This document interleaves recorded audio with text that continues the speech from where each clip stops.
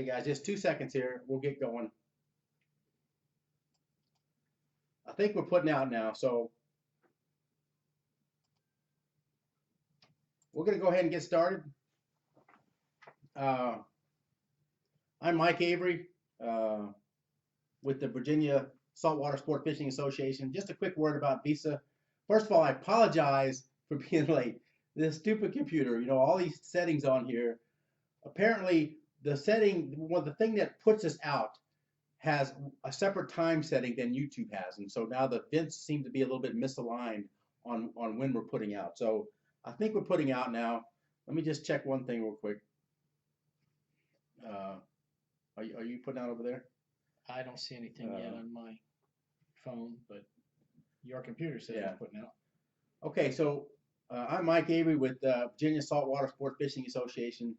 We're a new association. We're still trying to feel our way through how we want to represent you, the saltwater angler, and what our activities are. We're still small and we're growing. So, please, if you have time, consider joining Visa. The more numbers we have, the better off we are. There's one event happening literally starting this week in Richmond with our General Assembly. If you haven't gotten involved yet, there's lots of message traffic on it, from the fishing clubs to the Chesapeake Bay Foundation to Visa, and that's some House bills on Menhaden that are being proposed. It's House Bill 150 and House Bill 151. You can go to the Virginia General Assembly page and see those. We're asking everyone, hit up your representative as well as those that are on the subcommittees considering this bill. If they pass, that'll put the management of Menhaden under the VMRC, and that's House Bill 150, and 151 actually keeps him a mile off of our shoreline, so they can't do things on our shoreline real close. So please get involved this week. They're in Richmond this week, and they'll be there for several more weeks. So please, if you can, try to influence your legislator and get those moving. So we're here tonight with myself and Captain Stan Gold. I've known Stan for a number of years now and seen him out deep dropping, and we started talking and communicating with each other and helping each other on deep dropping. Stan runs blind date charters, and we're going to both talk kind of a tag team about our experiences on deep dropping. We've both been deep dropping for a number of years. I'll give Stan just a quick minute to introduce himself, to say a few words. Hi, as Mike mentioned, Stan Gold, Blind Date Charters. I've been down in the Virginia area for about 20 years. My full-time job is I work with the Coast Guard. My part-time job is I run this charter business, and I've been fishing my whole life up in New England before I came down here.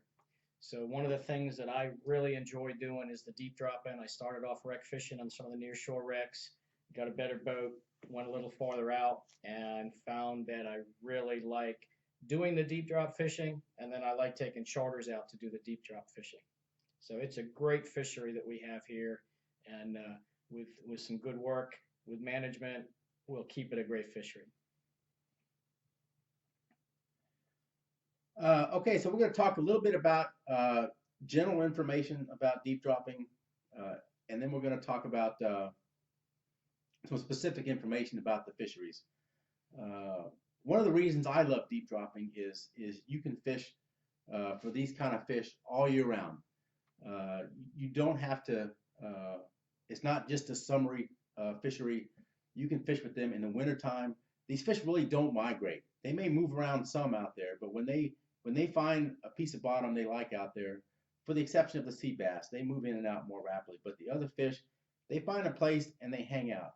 Your only issue in the wintertime is the dog sharks, and you got to fish around the dog sharks.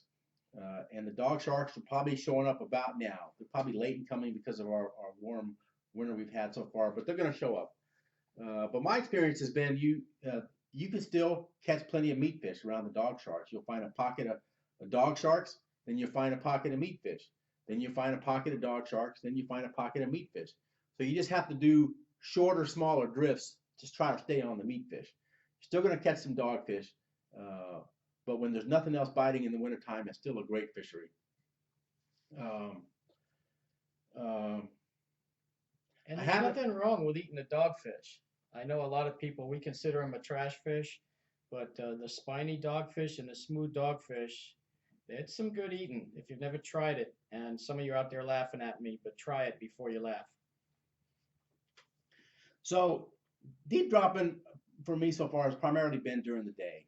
You can do it at night in low light, but you have to put the bait right on top of their heads, and then they'll bite. But so they're not going to see your bait very far away at night, so they're not going to be chasing very many baits. So your best success is going to be during the daylight, and even when the sun's up, pretty good.